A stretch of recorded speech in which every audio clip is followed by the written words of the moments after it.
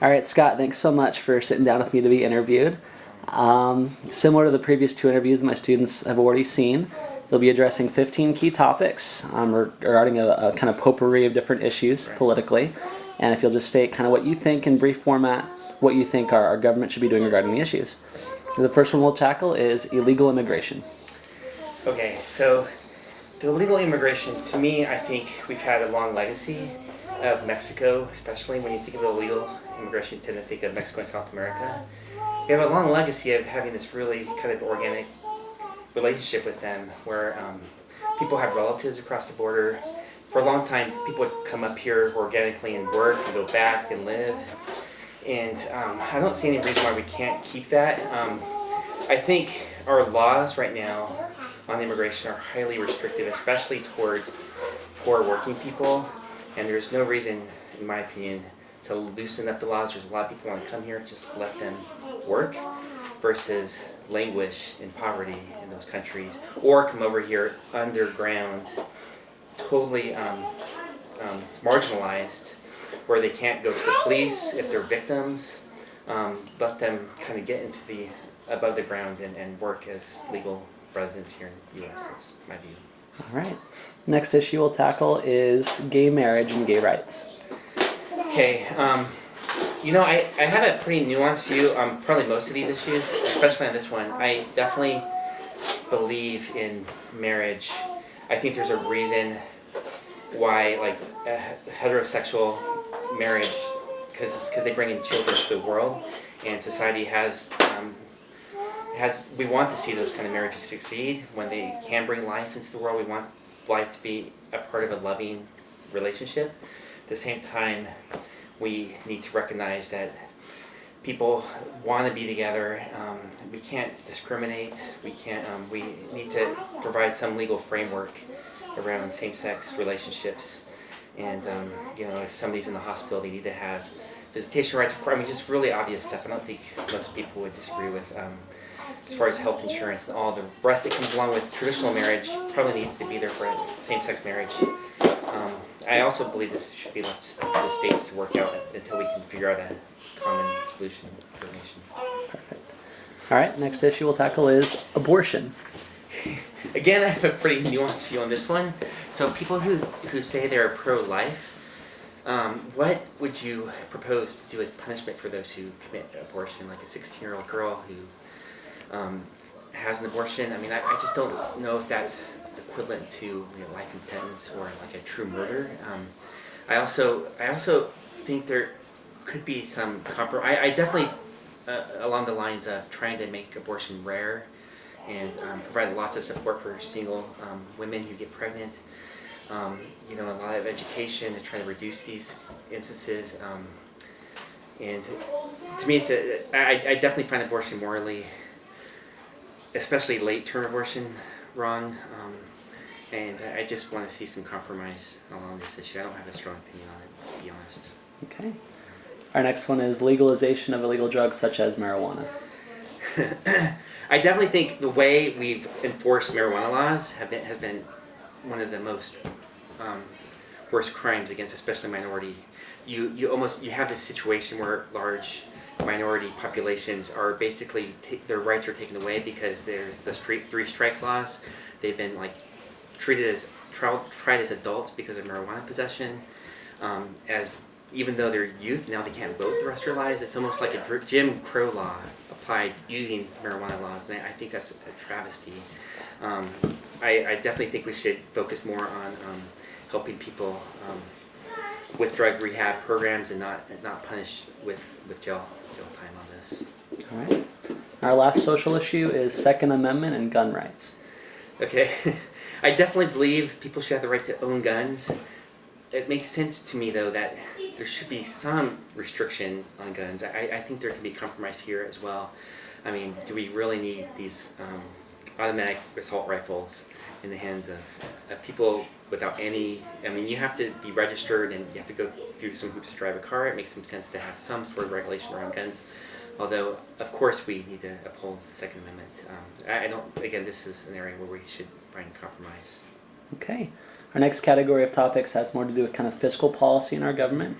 And the first one we'll address is the country's current national debt, somewhere around $16 trillion. What should be done about that? Yeah, so I think the debt is a concern. I think the most important concern with our debt is Medicare and these programs that we have an obligation by law to fund, and especially as the population ages, I think that's going to really hit our debt long term really hard. I think the reason why our debt is so bad now is because of the recession. If we can get the economy back in line, tax revenues will go up.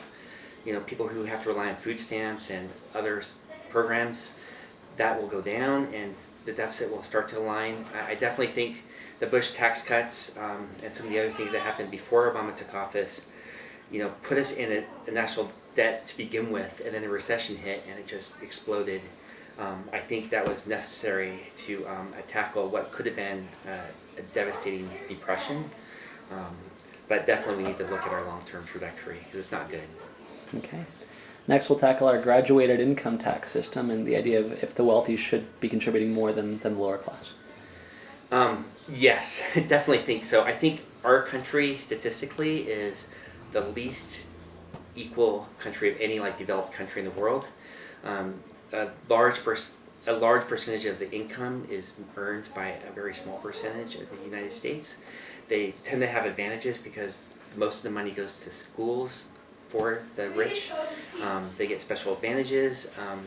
We should look at policies that try to make equality more obvious. So I think part of that is a graduated income tax, just to try to divert some of those funds to help poor neighborhoods that are just stuck in this trench of generational poverty. Okay. Next, we'll move on to what's called Obamacare, the nationalized health care law that was passed a couple of years ago. Yes. So this personally has meaning for me because my oldest daughter is type 1 diabetic. So she has a pre-existing condition that will never go away. It's a lifelong disease.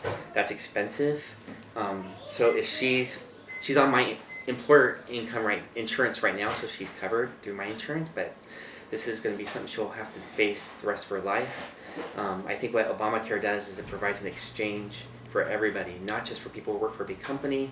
My daughter should be free to start a business, to do whatever she wants, or to marry somebody who starts a business or whatever. She should not have to worry or feel like she has to be an employee of a big company to get insurance, and that's the only way. Okay. Next, you kind of mentioned this before, but the concepts of Medicare and Medicaid. What should our government be doing regarding those two programs? What the government should be doing? Mm-hmm. I definitely think government has a role with Medicare because there's no free market solution to help somebody above 65. There's just no profit to be made somebody at end of life in regards to health insurance, and it's our obligation as a society to take care of our elderly. And I think you need to spread that out across the society. And Medicaid, again, it's primarily for poor working people, as well as it pays for people who are elderly people who need long-term health care. Like my dad, who was in a nursing home or long-term health care assisted living for the last year of his life. He needed help financially to pay for that, and I think that's our obligation as a society to help those who are in need in those situations. All right, and our last fiscal issue is the work of the EPA when it comes to regulating pollution levels and things of that nature. Yeah, I just think environment is another. There's no free market solution for environment. If one company is polluting, they will have an economic advantage over another company who's trying to do the right thing because it's going to be more expensive for them to keep water and air clean than for another company that's polluting. So if we left it up to the free market, then everybody would just pollute because that's what competition would drive them to. So you need to have government level the playing field, make sure we protect these natural resources that are in the long-term benefit for all of us. All right. Our last category has to do with the nation's foreign policy and use of the military. And the first topic we'll hit is what's labeled the war on terror. What should we be doing as a nation regarding that? Well, we definitely need to be addressing it. I definitely don't think we should be viewing this as a traditional war. The language, I think, is wrong because it's a war that will never end, and war should be Congress is the branch of government that should declare war, and how do you declare war on terror? But we definitely should be building relationships with other countries, trying to develop these dysfunctional areas of the world where terrorism thrives, and doing our best using intelligence in whatever ways possible to make sure we keep our country safe. All right. Kind of tied to the war on terror in roundabout ways, the current Arab Spring with changes in governments within the Middle East. Yeah. What should our government be doing regarding countries such as Syria, Egypt, Libya, and so on? Yeah, I mean, this is a tough one. I'm not an expert on these areas, but I'm pretty supportive of the way Obama has reacted. He's tried to let them be self-determining, these countries, and try to have influence where he is able to. It's a very complicated situation. Obviously, we need to protect U.S. interests. We need to protect the interests of Israel and some of our allies there. We need to do what we can to make sure democracy takes root. At the same time, we can't. We just don't have the resources to have a military in here to kind of keep up these puppet governments, and that usually backfires on us long term, anyways. Okay. And next, we'll talk about one specific Middle Eastern nation, the nation of Iran, with its current efforts to develop a nuclear program. What should we be doing regarding Iran? Yeah, it's another tough one. I mean, if you look at Iranian history, they've never, as far as I can tell, have invaded another country. Maybe you could correct me. And they've always been the one who's been attacked. So and from that point of view, I kind of understand where they're coming from. They just want to have some form of self-defense. I think some of their leadership have been terrible. However, from what I understand, their population, there's a lot of educated people there. There's a lot of reasonable people there. I think we need to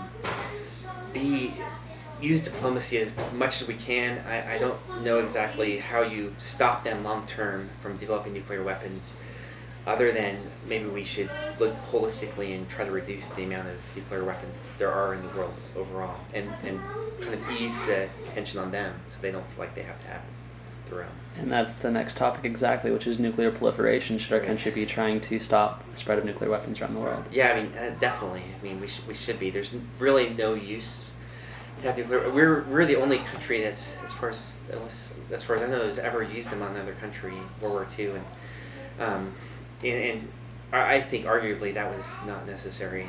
I feel like there's really no use for them. We can do our best to try to eliminate nuclear weapons throughout the world. I think that's the right answer. All right, and our last topic is another complicated one. It's our policy towards the nation of China. Yeah. What should we be doing when it comes to China? Well, I think China's in a tough situation themselves. They're trying to develop this free market economy, this capitalism blended with the socialist communist government. I think long term it's not sustainable. I think they're going to have internal pressures on themselves as their population becomes educated and more wealthy.